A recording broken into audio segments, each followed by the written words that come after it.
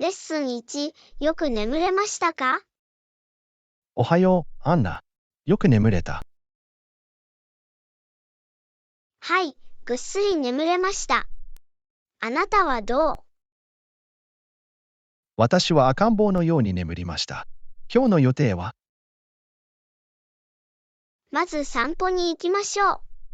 その後、一緒に朝食を食べましょうか。パーフェクトですね。何を食べたいですか？シリアルとフルーツはいかがですか？それは健康そうですね。お茶も入れるよ。素晴らしい。君が朝食を準備している間、テーブルを用意するよ。ありがとう、アンナ。僕らは素晴らしいチームだよね。はい、私たちはそうします。食事を楽しんで、素敵な一日を過ごしましょう。レッスン2、手荷物の重量。こんにちは、アンナ。航空会社からメールが届きました。彼らは私たちの手荷物の重量を尋ねています。制限ないですか？こんにちは、ジョン。確認させてください。手荷物の重さを測って、許容範囲内かどうか確認するよ。それは素晴らしいことです。航空会社の要件を確実に遵守することが重要です。私たちのバッグは重量制限内です、ジョン。行くのはいいよ。それは安心です。空港でサプライズをしたり、追加料金を払ったりしたくありません。絶対に。再確認して、土壇場での問題を回避することが常に最善です。アンナさん、お世話になりました。細部へのこだわりは大変ありがたいです。問題ないよ。ジョン旅行の準備がスムーズに進むようにしたい。これはチームの努力であり、私たちが物事を把握できて嬉しいです。私たちはストレスのない旅をするでしょ間違いない、ジョン。手荷物の心配をせずに旅行を楽しみましょう。同意しました、アンナ。これを処理してくれてありがとう。今はもっと準備が整った気がする。どういたしまして、ジョン助けに来たんだ。素敵な旅をしよう。絶対に、アンナ。楽しみです。レッスン3、イタリアへの旅行について考えていました。こんにちは、アンナ。イタリア旅行のことを考えていました。快適で便利な場所にある滞在場所を見つける必要があります。いい考えだね。ジョンアトラクションに簡単にアクセスするには、場所が重要です。間違いなく、都心に近い宿泊施設を探しましょいい計画だ。アメニティや価格帯も考慮すべきです。う。同意した。お金をかけずに快適に過ごせるようにしたいのです。地元のおすすめもあるといいですね。絶対に。友達に聞いたり、オンラインレビューをチェックしたりできます。検索を開始してオプションを比較しましょう。計画みたいだな。アンナイタリア旅行にワクワクしています。私も、ジョン忘れられない経験になるよ。一緒に計画できて嬉しいです。泊まるのにぴったりの場所を見つけよきっと素晴らしい宿泊施設が見つかると思います。早速始めよう。教訓4、新しい生産性テクニックを使っている。う。こんにちは、アンナ。新しい生産性テクニックを使っていますが、とても効果的です。面白いよ。ジョン、どんなテクニックなの？ポモドーロテクニックと呼ばれています。25分間働いた後、5分間休憩します。集中力を維持する良い方法のように思えます。やってみるよ。素晴らしい。時間管理に役立ち、燃え尽き症候群を防ぎます。私はそれを使うことができた。テクニックを共有してくれてありがとう、ジョン。どういたしまして、アンナ。どんな風に聞くのか教えて。私がします。生産性を上げるにはやってみる価値がある。絶対に。頑張って、アンナきっと役に立つと思うよ。ありがとう、ジョン。励ましてくれてありがとう。問題ない、アナ。お互いの目標を応援しましょ同意した。私たちは素晴らしいチームを作ります。ジョン、ありがとう。う。いつでもいいよ、アンナ。生産的な一日を。あなたもよ、ジョン。時間を最大限に活用しよう。レッスン後、普段どのように通勤していますか？こんにちは、アンナ。普段はどのように通勤していますか？バスか自転車で行きます。便利で環境にも優しいです。それは素晴らしい。通勤方法を変えようかと考えてきた。あなたはそれを試してみるべきだ。本当に効果的です。私もそう思います。明日から自転車で通勤するよ。すごい、ジョン。健康的で費用対効果の高い選択肢です。やってみることにワクワクしています。アンナさん、提案ありがとうございます。どういたしまして、ジョン。どうなるか教えて。そうするよ、アンナ。アドバイスをいただければ幸いです。問題ないよ、ジョン。自転車に乗って楽しんでください。ありがとう、アンナ。また後でね。レッスン6、他の人を助けることについて話したかったのです。こんにちは、アンナ。他の人を助けることについて話したかった。こんにちは、ジョン。はい、困っている人に手を差し伸べることは非常に重要です。完全に同意します。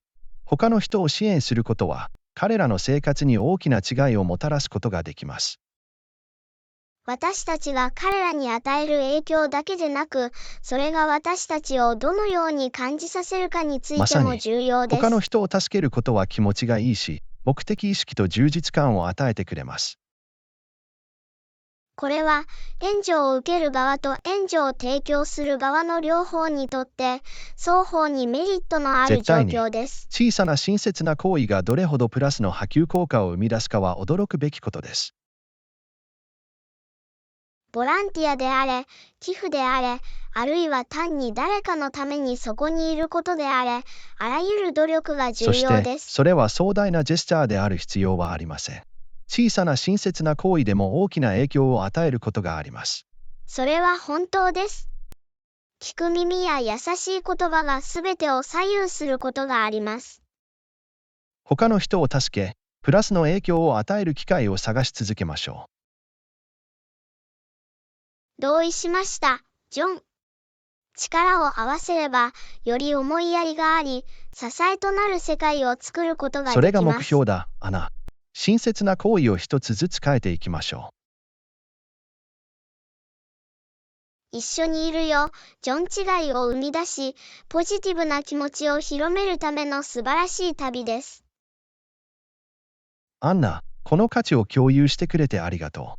これからも助けて恩返しをしていきましょう。どういたしまして、ジョン。あなたとこのような会話ができて光栄です。こんにちは、アンナ。将来ちょっと話したいことがあったんだけど、将来お金が足りなくなるのではないかと心配です。ああ、わかったよ。ジョン。前もって計画を立てることが重要です。まさに。普段はどうやって財務管理をしているんですか？私はお金を貯めて、自分の収入の範囲内で生活するよそれはうにして賢いこいます。とです。何かヒントやアドバイスはありますか？私がしていることの一つは、経費を追跡して予算を設定することです。それは役に立ちそうです。私もそれを始めるべきだ。緊急資金を用意しておくのも良い考えです。なるほど。思わぬ出費に備えて貯金を始めるよ。素晴らしい小さな一歩が大きな違いを生むことがあります。アンナさん、アドバイスありがとうございます。それは私の心配を和らげてくれます。どういたしまして、ジョン。私たちはお互いに支え合うことができます。絶対に安全な金融の未来に向けて努力しましょ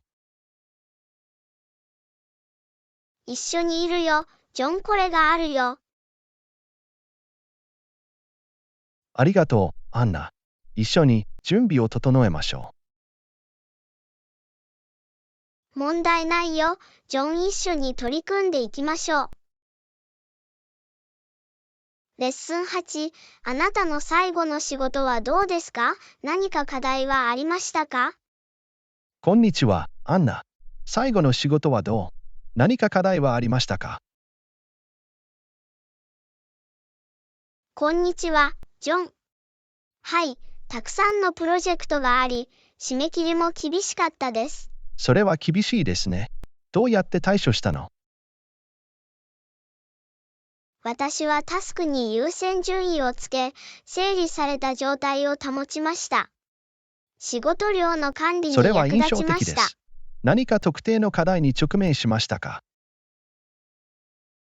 品質を維持しながら締め切りに間に合わせるのは難しいこともありました。想像できます。それには慎重な時間管理が必要です。まさに。また、優先順位の変化やマルチタスクにも適用する必要がありました。うまく処理したようですね。何か学んだことは？成功にはコミュニケーションとチームワークが不可欠でした。それらは貴重なスキルです。今、そのことについてどう思いますか？私は達成感を感じ、自分の業績を誇りに思っています。あそうりがとう、すべきだ。そのジョン。ような課題貴重なに対処す学習るのは容体易ではない。験でした。どういたしまして、アンナ。そこから成長してくれて嬉しいよ。私も、ジョン。それが個人的にも職業的にも私を形作りました。それは嬉しいですね。アンナ、君の回復力には感心するよ。ありがとう、ジョン。一緒に新しいことに挑戦しましょう。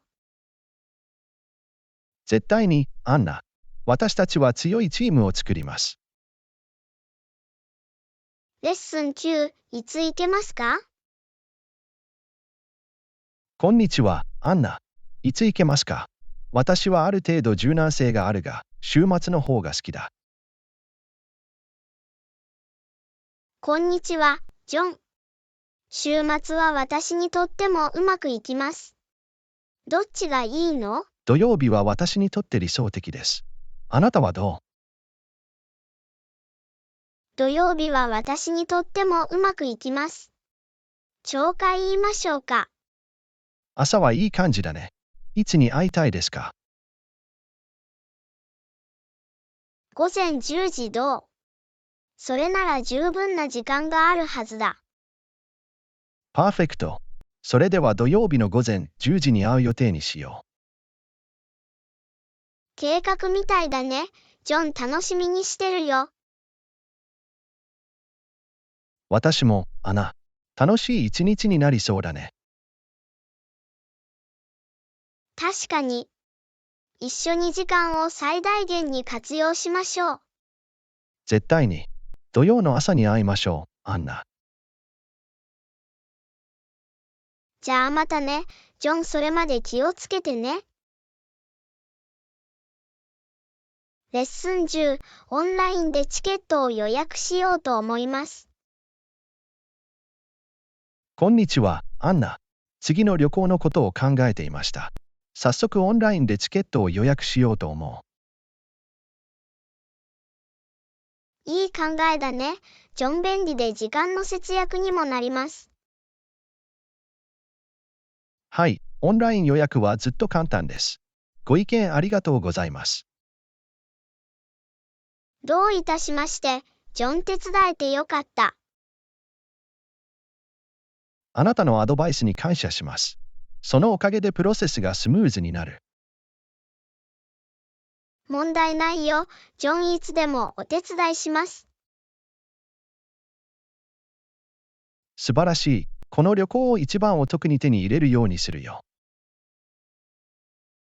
それは完璧に聞こえます。そうすればいくらかお金を節約できる。絶対に。今からチケットを予約するよ。アンナ、ありがとう。どういたしまして、素晴らしい旅を。私がします。すぐにお会いしましょう。レッスン11、日焼け止めと虫除けスプレーも持参してください。こんにちは、アンナ。次のアウトドア旅行について考えていました。万が一の場合に備えて、日焼け止めと虫除けスプレーも持参する必要があります。いい考えだね。日焼け止めは肌を守り、虫除けスプレーは虫を寄せつけません。まさに、準備をして不快感を与えない方がいいです。私も同感です。必需品を手元に置いておくのはいつでもいいことだ。日焼け止めは日焼けや皮膚の損傷を防ぐために重要です。虫に悩まされることなくアウトドアを楽しむことができます。間違いなく、必ずバッグに詰めておきましょう。持っていくもののリストに追加しておきます。安全第一。素晴らしい。楽しみながら自分のことを大ごとにすることが重要です。絶対に。私たちは旅行が楽しく安心して過ごせるようにしたいと思っています。同じ考えでいてくれて嬉しいです。積極的にそれらのアイテムを持っていきましょう。同意しました、ジョン。後悔するよりは安全である方がいい。レッスン12、今日は食料品の買い物に行きました。こんにちは、アンナ。今日は食料品の買い物に行きました。そりゃ便利だね。何を買ったの？こんにちは、ジョン。果物、野菜、乳製品を買いました。それは健康的でバランスの取れた買い物リストのようですね。はい、私は食事を栄養価が高く新鮮に保つのが好きです。それは素晴らしいアプローチです。どんな果物をもらったの？私はリンゴ、バナナ、そしていくつかのベリーを手に入れました。それらはいつも美味しくて栄養素が豊富です。絶対に。そして野菜はほうれん草、人参、ブロッコリーを買いました。素晴らしい選択肢。ビタミンやミネラルが豊富に含まれています。ありがとう。乳製品用に牛乳とヨーグルトも買いました。乳製品はカルシウムとタンパク質の優れた供給源です。そうなんです。自分の体を大ごとにすることは大切だ。アンナ、これ以上同意できない。健康的な食事は欠かせません。確かに。食料品店で賢い選択をすることがすべてです。よくやった、アナ。健康的な買い物で良い仕事を続けてください。ありがとう。ベストを尽くすよ。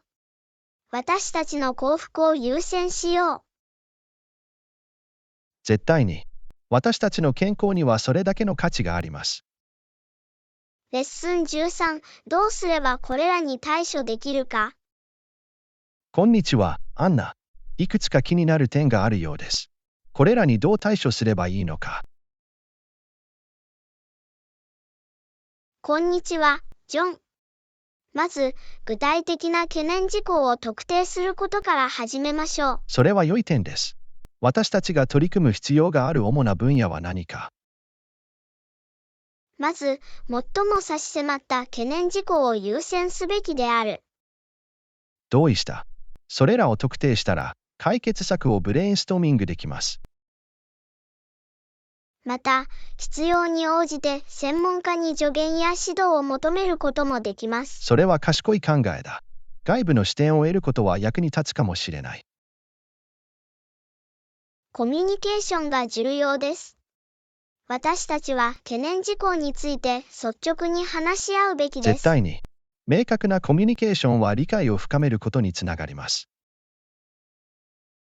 私たちは協力して行動計画を立てることができます。コラボレーションは重要です。私たちはお互いの努力を支え合うことができます。小さな一歩を一貫して踏み出すことは、ポジティブな変化につながります。同意します、アナ。これらの懸念の解決に向けて積極的に取り組みましょう。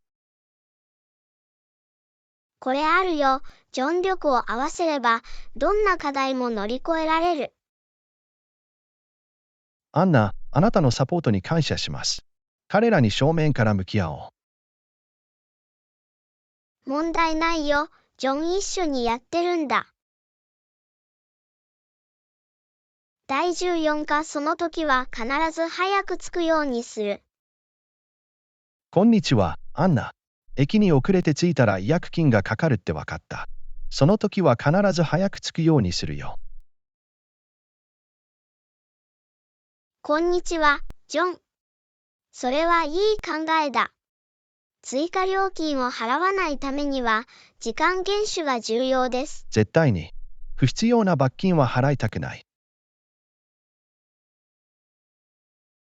後悔するよりは安全である方が常に良い。いい電話だ、ジョン。ありがとう、アンナ。あなたのアドバイスはいつも役に立ちます。どういたしまして、ジョンをお手伝いできて嬉しいです。あなたの指導のおかげで私は何度もトラブルから救われました。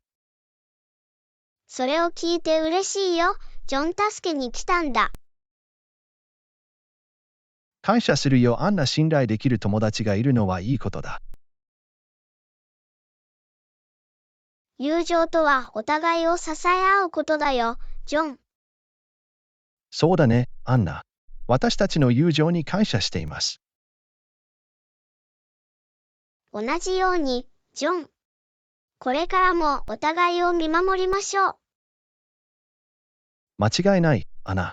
力を合わせれば、どんな課題にも乗り切ることができます。それが精神だよ、ジョン。私たちは素晴らしいチームを作っています。ありがとう、アンナ。あなたのサポートは私にとって大きな意味があります。いつでもいい、ジョン一緒にやってるんだ。レッスン15、この機会に私のことを考えてくれたことに感謝したい。こんにちは、アンナ。この機会に私を検討してくださったことに感謝します。本当に感謝しています。こんにちは、ジョン。どういたしまして。君はその仕事にふさわしい人物だと思う。それは私にとって大きな意味があります、アンナ。この機会にワクワクしています。それを聞いて嬉しいよ。ジョン君はきっとうまくやると思うよ。頑張ります。その挑戦を楽しみにしている。それが精神だよ。ジョン君の能力には自信がある。アンナ、私を信じてくれてありがとう。それは私の自信を高めます。君はそれに値する。ジョン君が輝くのはわかっている。あなたのサポートは私にとって大きな意味があります。がっかりさせないよ。やらないのはわかってるよ、ジョン。私はずっとあなたをサポートするためにここにいます。感謝するよ、アンナ君が僕のそばにいてくれて嬉しいよ。いつでもいいジョン、この機会を一緒に最大限活用しましょう。絶対に、アンナ。この機会に感謝しています。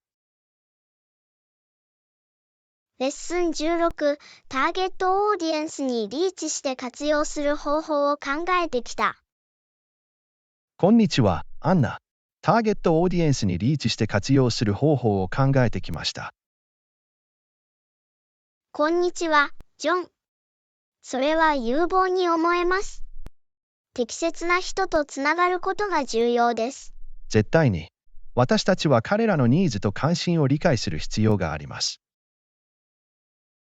ターゲットオーディエンスを調査することは、アプローチを調整するのに役立ちます。私も同感です。私たちはデータを集め、彼らの好みを分析すべきだ。理解が深まれば、ターゲットを絞ったマーケティング戦略を作成できます。それは賢いアプローチです。適切な人材に効果的にリーチするのに役立ちます。ソーシャルメディアプラットフォームを利用して視聴者と交流することができます。ソーシャルメディアは、つながりを築き、認知度を高めるための強力なツールです。インフルエンサーとのコラボレーションやパートナーシップも検討できます。コラボレーションはリーチを拡大し、新しいオーディエンスを紹介することができます。価値ある質の高いコンテンツを提供することの重要性を忘れないようにしましょう。絶対に。価値のあるコンテンツは、ターゲットオーディエンスを引きつけ、維持します。継続的なコミュニケーションとフィードバックは戦略の改善に役立ちます。改善にはフィードバックが不可欠です。私たちは耳を傾け、それに応じて適応する必要があります。この度にワクワクしてるよ、ジョン探求と学習を続けましょう。私も、アナ。一緒にターゲットオーディエンスに有意義な影響を与えましょう。レッスン17、消費者行動について読んでいました。こんにちは、アンナ。消費者行動について読んでいました。現在の購買動向については何て書いてあったの？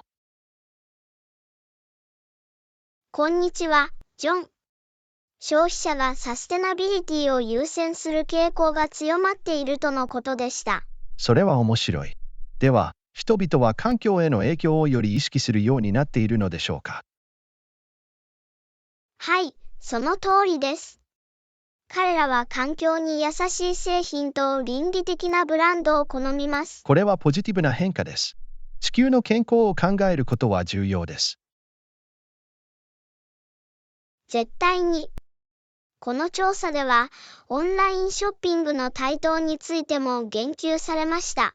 オンラインショッピングは、多くの人にとってより便利でアクセスしやすくなっています。はい。パーソナライズされたエクスペリエンスの重要性が浮き彫りになりました。パーソナライゼーションは、顧客満足度とロイヤリティを高めることができます。この調査では、ソーシャルメディアが購買決定に与える影響についても言及されています。ソーシャルメディアプラットフォームは、消費者の選択を形作る上で重要な役割を果たします。消費者行動が絶えず進化しているのは興味深いことです。実際、これらのトレンドを理解することは、企業の適応と繁栄に役立ちます。絶対に。消費者の好みに適応することが成功の鍵です。これらの傾向を認識できて嬉しいです。情報に基づいた意思決定を行うのに役立ちます。間違いない、ジョン。常に最新情報を入手し、消費者の行動に対応しましょう。同意しました、アンナ。そうすれば、私たちは彼らのニーズを満たし、彼らの期待を超えることができます。レッスン18、ハイキングに行けると思ってた。こんにちは、アンナ。ハイキングに行こうと思ってた。あなたはどう思いますか？こんにちは、ジョン。それは素晴らしいアイディアのように思えます。賛成するよ。素晴らしい。ハイキングは楽しくて冒険的なアクティビティになるでしょう。私も同感です。自然を楽しんだり、運動したりするのに最適な方法です。間違いなく、さらに新しいトレイルや美しい景色を探索できます。それは本当です。自然に囲まれていると気分がすっきりするよ。ハイキングに備えて、軽食とたっぷりの水を用意しておくべきだ。いい考えだ。ジョン。水分補給と栄養補給は重要です。また、美しい景色を撮影するためのカメラを持参することもできます。はい、写真はハイキングの思い出を残すのに役立ちます。天気予報を確認して、適当な日を選びましょう。計画のようですね。天気の良い日を選ぶべきだ。ワクワクしてる。アナ一緒なら楽しい冒険になるよ。私も、ジョン。ハイキング旅行を最大限に活用しよう。絶対に。それは素晴らしい経験になるでしょレッスン19、サイエンスフィクションの映画を見たところです。こんにちは、アンナ。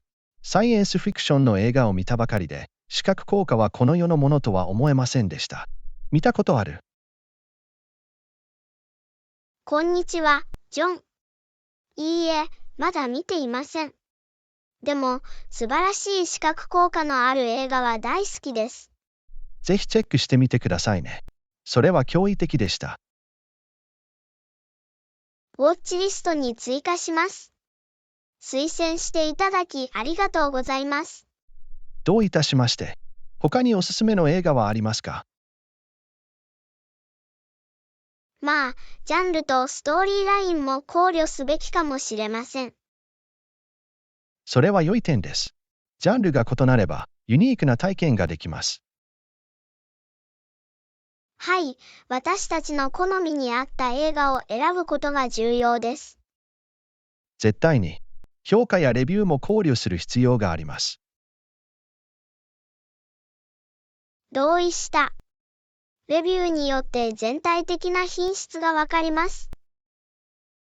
様々なジャンルを探検し、隠れた名所を発見しましょう。計画のようですね。ムービーナイトはいつも楽しくて楽しいです。私たちのムービーマラソンを楽しみにしています。素晴らしいことになるよ。私も、ジョン。素晴らしい映画を一緒に見ることができてワクワクしています。ポップコーンを作って映画の旅を楽しみましょ教訓20、どのくらいの期間計画を立てるべきだと思いますか？う。こんにちは、アンナ。次の休暇のことを考えていたんだ。どのくらいの期間を計画すべきだと思いますか？こんにちは、ジョン。旅行中に何を見たいか、何をしたいのかによります。それは本当です。体験したいアクティビティやアトラクションを考えるべきです。行きたい場所がたくさんあるなら、少なくとも2週間は訪れることをお勧めします。2週間はいいですね。探索したりリラックスしたりするのに十分な時間を与えてくれるでしょ観光と余暇の時間を分けられます。う。それはバランスの取れた計画のように思えます。私たちは両方の長所を生かすことができる。旅程に柔軟性を持たせることも重要です。絶対に。自発的な冒険の余地を残すべきだ。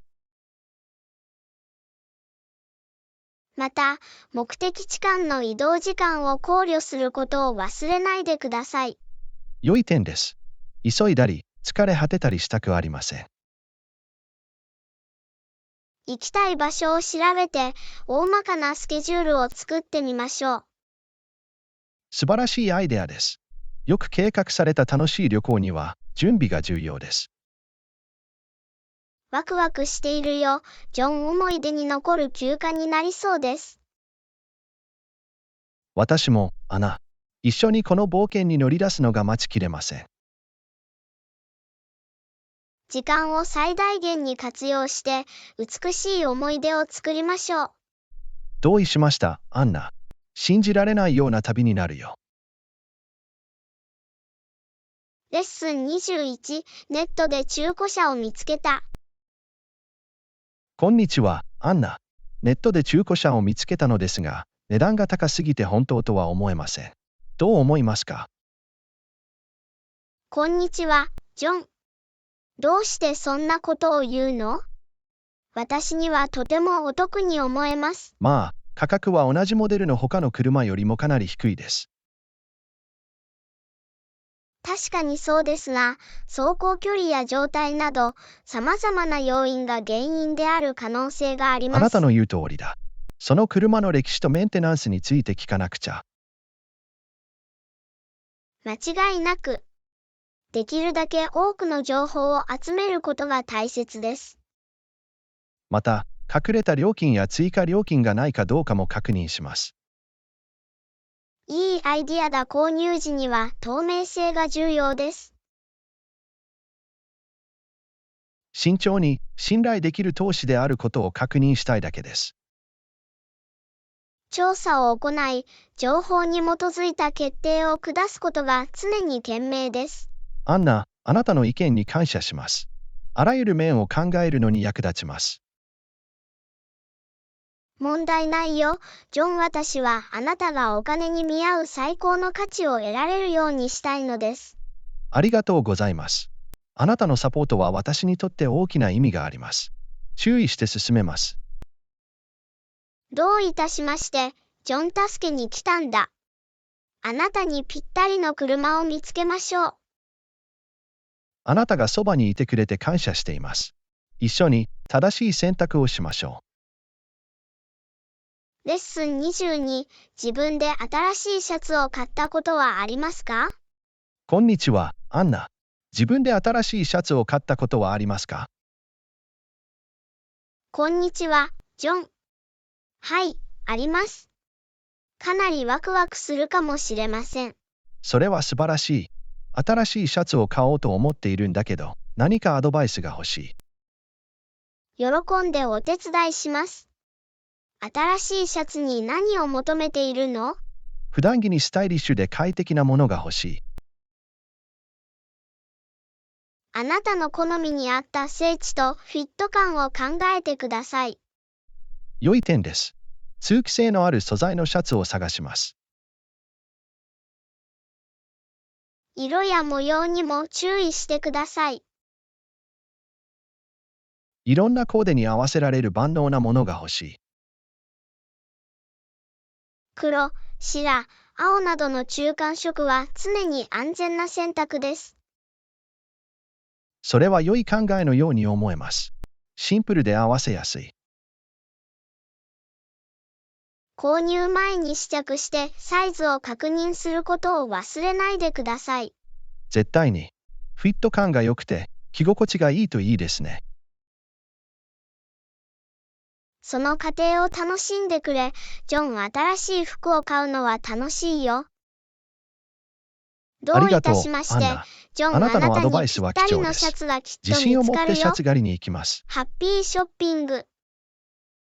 あなたの励ましに感謝します。私が見つけたものをお知らせします。第23課。文化が異なれば、習慣や伝統も様々であることに気づきました。こんにちは、アンナ。文化が異なれば、習慣や伝統も様々であることに気づきました。その一例が、人々がお互いに挨拶する方法です。いくつかの場所では、彼らは握手をします。他に面白いと思う違いはありますか？こんにちは、ジョン。はい、食事の習慣は文化によって異なります。それは本当です。箸を使う文化もあれば、フォークやナイフを使う文化もあることに気づきました。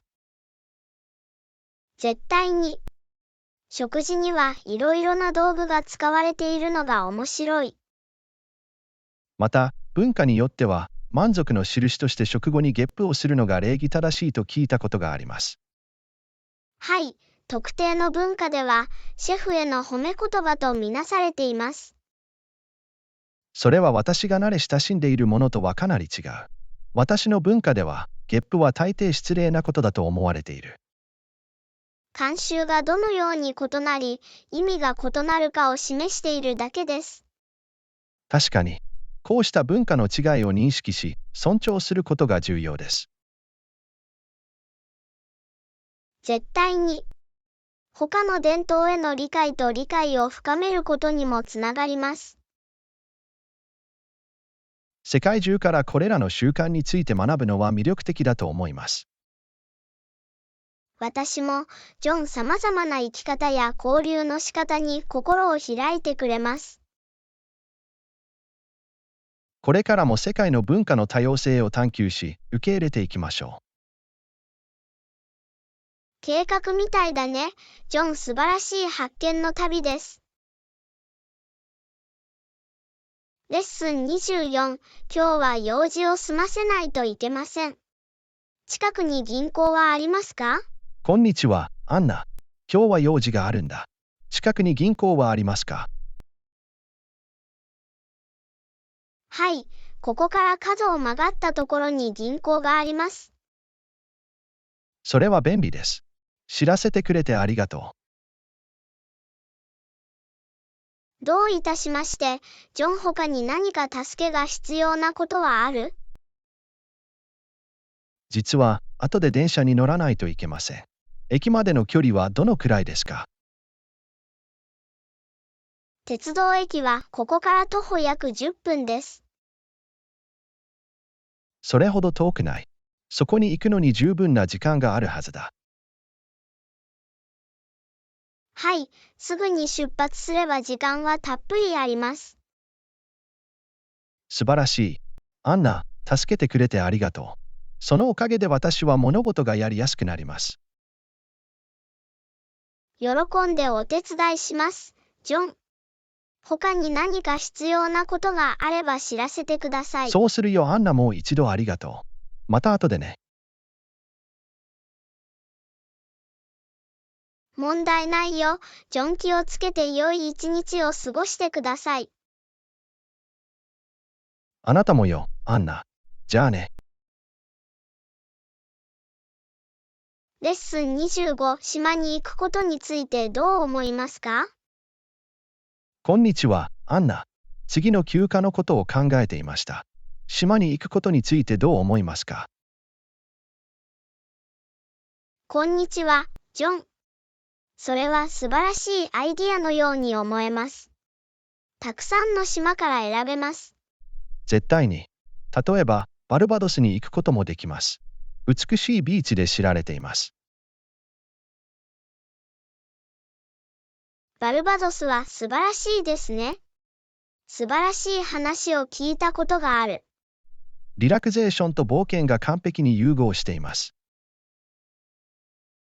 美しいビーチを探索したり、ウォータースポーツに挑戦したりするのが楽しみです。活気に満ちた地元の文化や料理に浸ることもできます。それは本当です。島の伝統を知ることは素晴らしい経験になるでしょう。さらに、暖かい気候とトロピカルな雰囲気が爽やかになります。太陽を肌で感じ、島の雰囲気を楽しむのが待ちきれません。バルバドスで訪れるのに最適な場所の計画と調査を始めましょう。計画みたいだね。ジョン、素晴らしい島での休暇になるわ。アンナ、バルバドスでの冒険を楽しみにしています。レッスン26、今日、フライトが遅れました。こんにちは、アンナ。今日はフライトが遅れたけど、少なくとも知らせてくれた。こんにちは、ジョン。それは聞いてよかった。このような状況では、最新情報を入手することが重要です。はい、それは私の期待に依え、フラストレーションを減らすのに役立ちました。彼らは遅延の保証をしましたか？まだですが、カスタマーサービスデスクに問い合わせます。聞く価値はあります。航空会社は大幅な遅延に対して保証を提供することがあります。ご不便をおかけして何らかの保証をしていただければ幸いです。間違いない、ジョン。乗客としての権利を主張することは重要です。必ず懸念事項を表明し、該当する場合は保証を請求します。頑張って、ジョン。彼らが君を満足させるように状況を解決できるといいんだが。ありがとう、アンナ。ご支援に感謝します。最新情報をお届けします。問題ないよ、ジョン。他に何か手伝えることがあれば教えて。そうするよ、アンナ。再度、感謝します。すぐに話します。レッスン27、後でスーパーに行きます。こんにちは、アンナ。後でスーパーに行くよ。一番お得なものを見つけるコツはありますか？こんにちは、ジョン。はい、食料品の買い物に行くときはいつも一番お得なものを探すようにしています。それは素晴らしい。普段、これらのお買い得品を見つけるにはどのようにしていますか？スーパーのウィークリーフライヤーで割引やプロモーションをチェックしています。いいアイディアがついたら必ずチラシを持っていくよ。また、様々なブランドや製品の価格を比較するのにも役立ちます。ですから、決断する前に時間をかけて価格を比較する必要があります。はい、そうすればお金に見合う最高のものを選ぶことができます。お得な情報を探すべき特定のセクションや通路はありますか？割引商品が並ぶクリアランスセクションや棚に注目してください。絶対そうするよ。お金を貯めることはいつだって良いことだ。絶対に。セール中に必需品を買いだめするのもいい考えです。それは理にかなっています。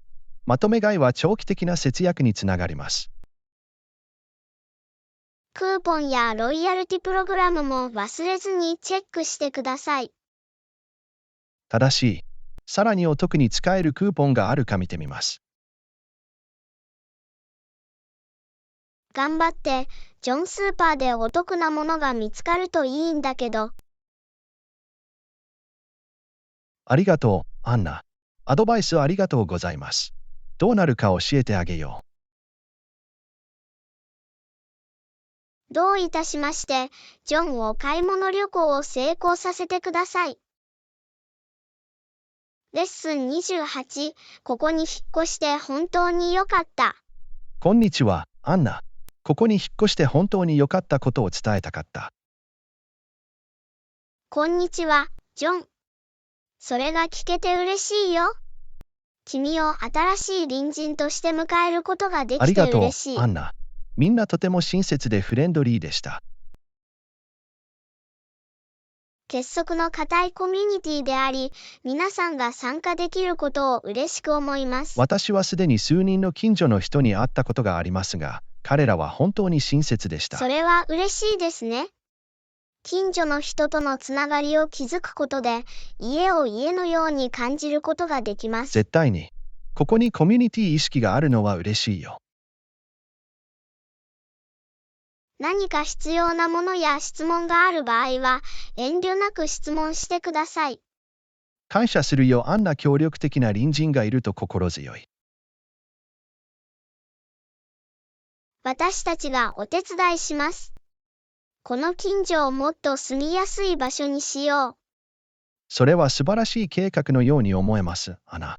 一緒に私たちは素晴らしいコミュニティを作ることができます。もう一度お帰りなさい、ジョン。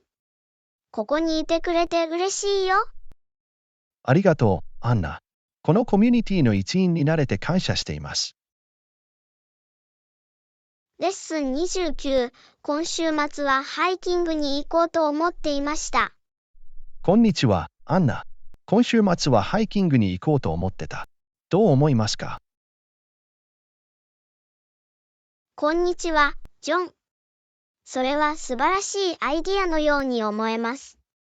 アウトドアアドベンチャーに出かけ素たいんだ。晴らしい。自然を楽しんだり、運動したりするにはいい方法でしょ私も同感です。ハイキングはいつも爽快で元気が出ます。う。風光明媚な遊歩道を選んで、旅用の軽食を用意することもできます。それは完璧に聞こえます。美しい景色を撮影するカメラを持ち込むこともできます。素晴らしいアイデアです。ハイキング旅行の思い出ができたらいいな。間違いなく。ルートを計画して、適切なハイキングギアを用意しておきましょう。安全第一。十分な水を持参し、快適な靴を履きます。絶対に。行く前に天気予報も確認しておくべきだ。良い点です。快適で安全なハイキング体験をしたいと思っています。ワクワクしているよ。ジョン、大自然の中での楽しい冒険になるよ。私も、アナ。ハイキング旅行を最大限に活用して、一瞬一瞬を楽しみましょ同意しました、ジョン。今日は忘れられない日になるよ。レッスン30、これまでに電車で旅行したことはありますか？う。こんにちは、アンナ。電車で旅行したことはありますか？旅行しようと思っています。こんにちは、ジョン。はい、あります。鉄道旅行は素晴らしい経験になるよ。どこに行く予定なの？沿岸都市への旅行を考えています。美しいビーチで知られている。それは素敵ですね。列車の旅は風光明媚でリラックスできます。いつ行こうと思ってるの？来月、オフピークの時期に行こうと思っています。それはいい考えだ。混雑が少なく、もっとお得な情報が見つかるかもしれません。そう願っています。電車の旅について何かアドバイスはありますか？初めてです。承知しました。土壇場でのラッシュを避けるため、駅には早めに到着するようにしましょう。良いアドバイスです。考慮すべき特定のタイプのチケットや座席はありますか？それはあなたの好みによります。通常の座席か、寝台やビジネスクラスなどのより快適な座席を選択できます。調べてみます。旅と街の探索にワクワクしています。鉄道旅行は、田舎を見たり、地元の文化を体験したりするのに最適な方法です。それこそまさに私が望んでいることです。アンナ、あなたの意見に感謝します。どういたしまして、ジョン、きっと素敵な旅になると思います。電車の旅を楽しんでください。ありがとう、アンナ。この冒険に乗り出すのが待ちきれません。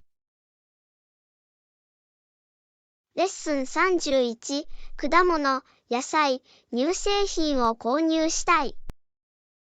こんにちは、アンナ。果物、野菜、乳製品を購入したいです。こんにちは、ジョン。それは素晴らしい。新鮮な農産物と乳製品を含むバランスの取れた食事をとることが重要です。果物と野菜には必須のビタミンとミネラルが含まれています。また、乳製品はカルシウムとタンパク質の優れた供給源です。さらに、食事に多様性と風味を加えます。好きな果物や野菜はありますか？私は頼りになる果物としてリンゴ、バナナ、オレンジを楽しんでいます。野菜はブロッコリー、人参、ほうれん草が好きです。これらはすべて健全な選択です。私はベリー、特にイチゴのファンで、トマトとピーマンが好きです。それは素晴らしいです。いろいろな果物や野菜が選べるのもいいですね。間違いなく。また、できる限り新鮮な季節の食材を購入することも重要です。私も同感です。より良い味と栄養価を保証します。これらの食品を優先して購入するのは良いことです。健康的なライフスタイルに貢献します。ありがとう、アンナ。栄養価の高い食べ物で体に栄養を与えることの重要性を私は信じています。どういたしまして、ジョン。これらの健康的な選択肢についてあなたと話し合うことができて光栄です。同様に、アンナ。私たちの健康のために意識的に食べ物を選び続けましょう。レッスン32、ドライブ旅行に行ってみてはいかがですか？こんにちは、アンナ。アイディアがある。ドライブ旅行に行くのはどう？こんにちは、ジョン。それは素晴らしいアイディアのように思えます。賛成するよ。どのくらい旅に出る予定なの？1週間の旅行を考えていました。そうすればいろんな場所を探索するのに十分な時間が与えられるだろう。1週間はいいですね。私たちは多くの分野をカバーし、旅を最大限に活用することができます。予定を計画し、途中で必見の目的地をいくつか含めることができます。ワクワクしそうですね。具体的に行ってみたい場所はありますか？海岸沿いの町や国立公園について素晴らしいことを聞いたことがあります。一見の価値があると思います。それらは素晴らしい選択肢のように聞こえます。風光明媚な景色と野外活動を楽しみにしています。アンナ、忘れられない経験になるよ。君が乗ってくれて嬉しいよ。私もジョン冒険に出て心に残る思い出を作るのはいつも楽しいです。絶対に。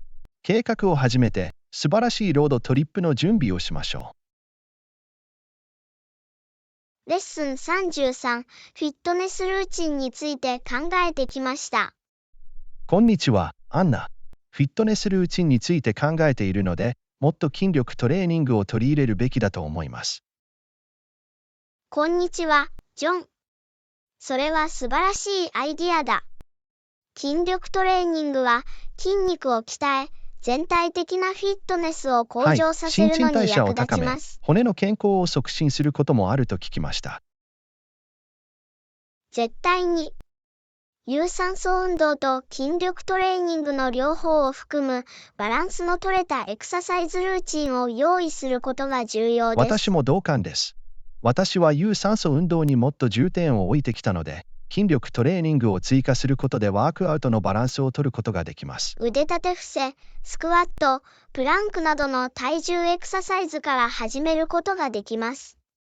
機器は一切必要ありません。それは良い提案です。ジムに行かなくても自宅でそれらのエクササイズができます。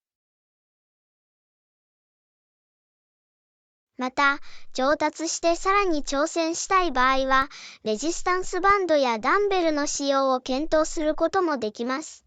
それを心に留めておくよ。特におすすめの筋力トレーニングのワークアウトやリソースはありますか？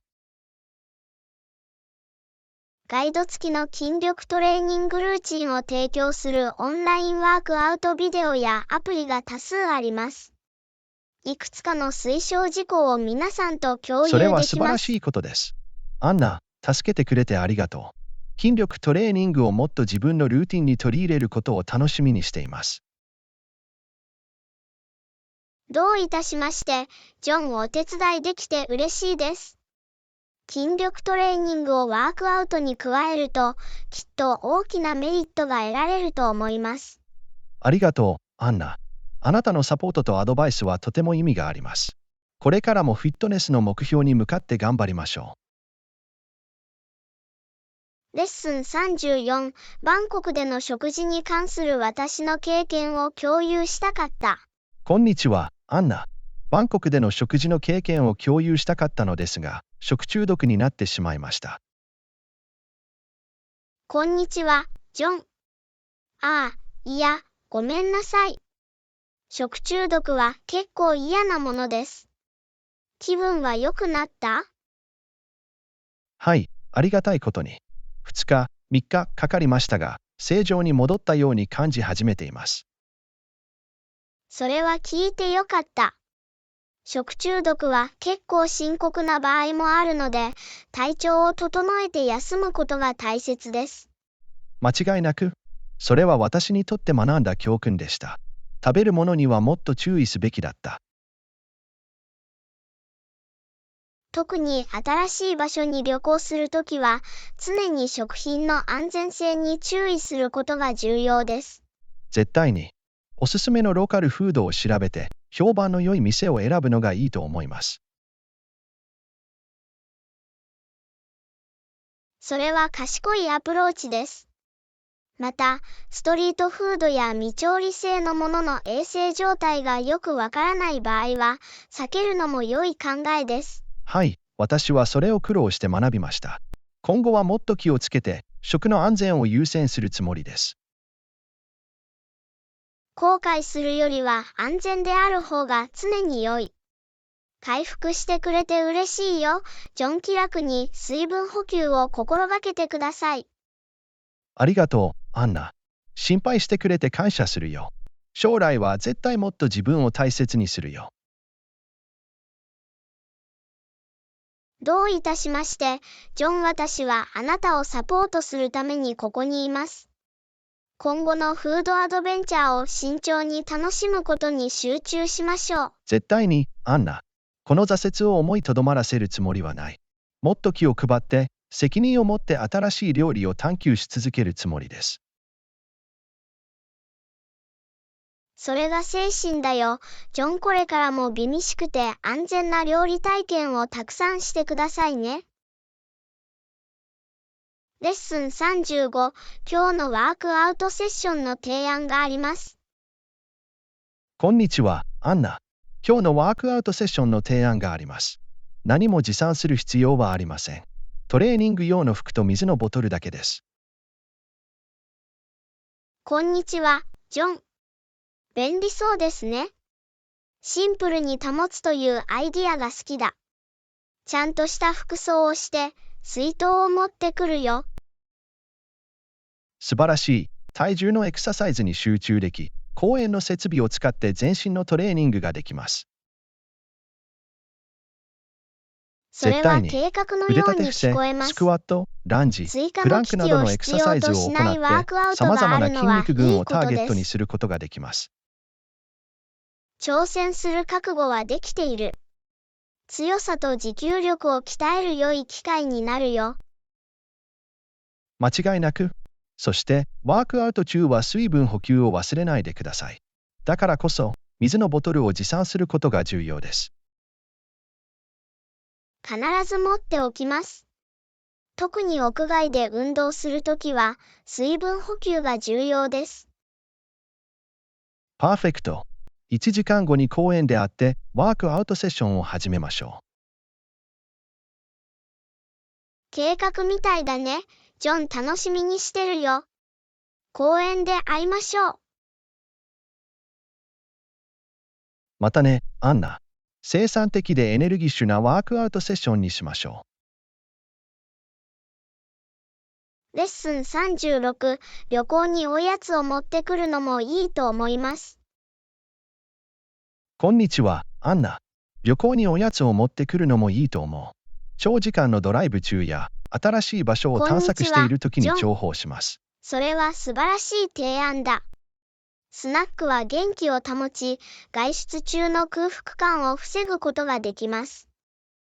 まさに、健康的で便利なグラノーラバー、フルーツ、ナッツを詰めることができます。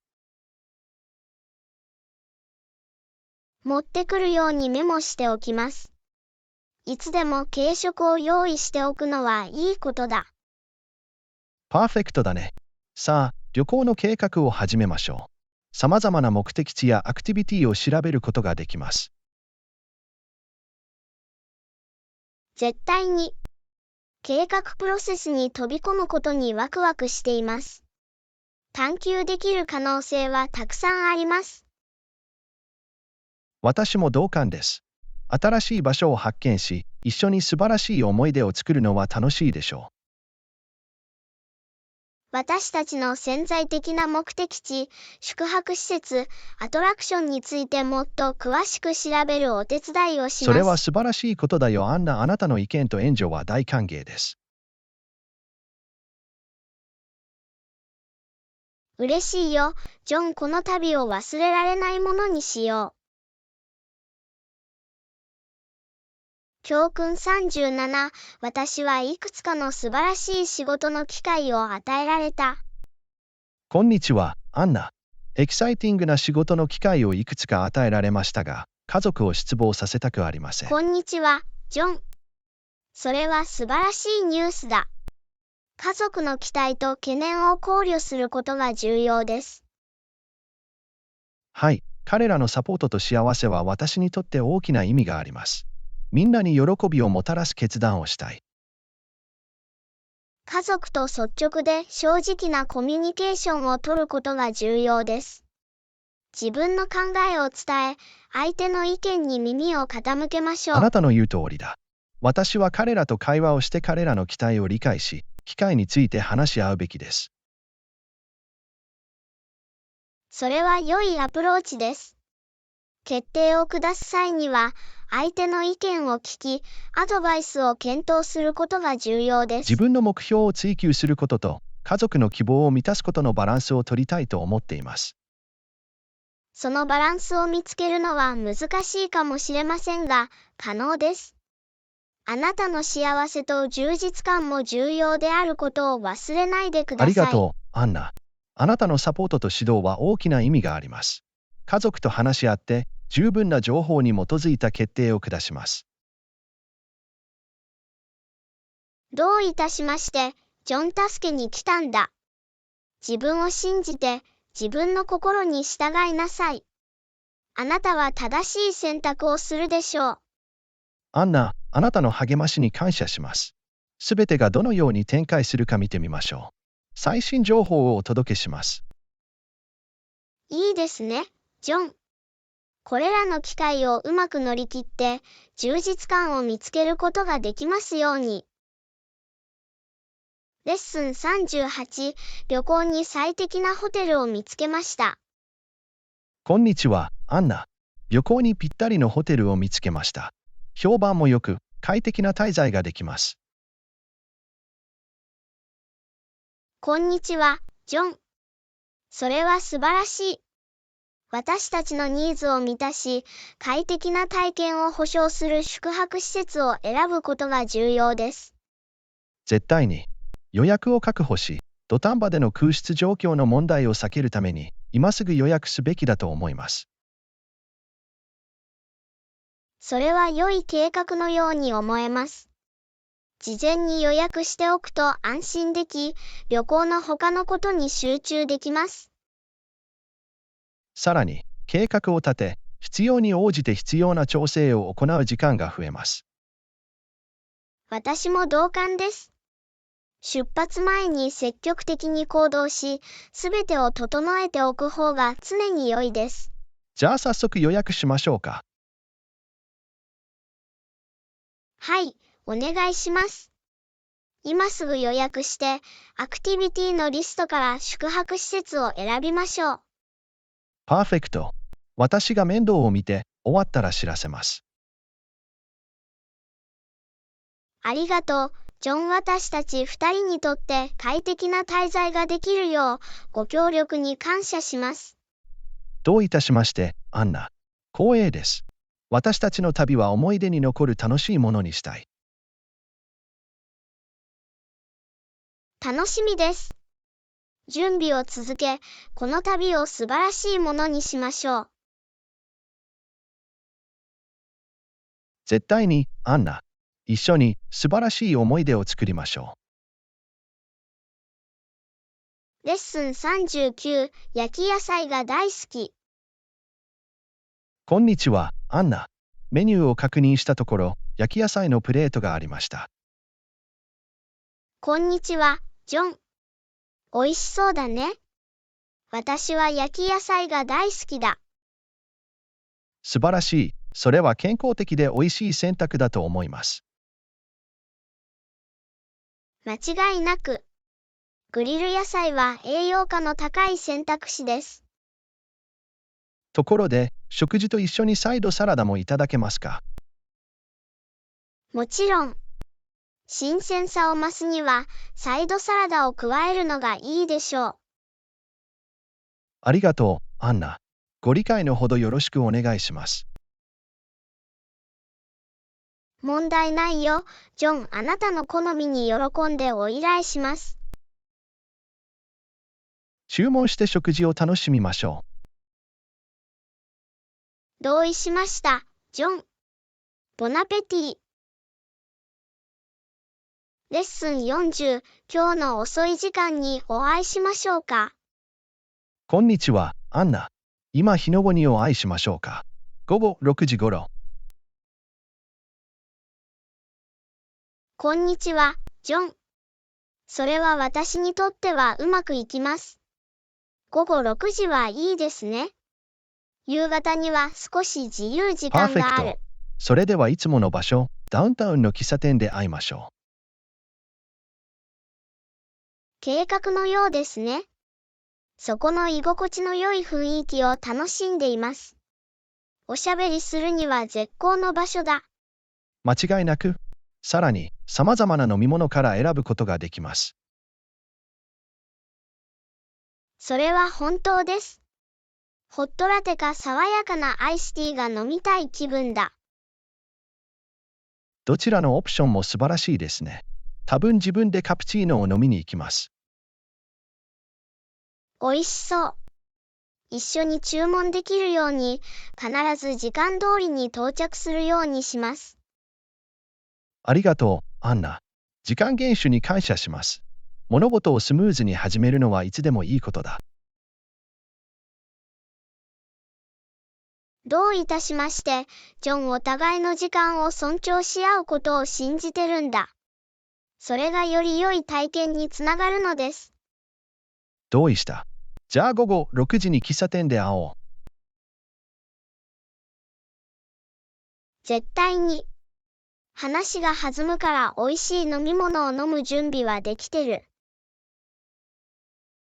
素晴らしい。あなたに追いつくのを楽しみにしています。すぐにお会いしましょう、アンナ。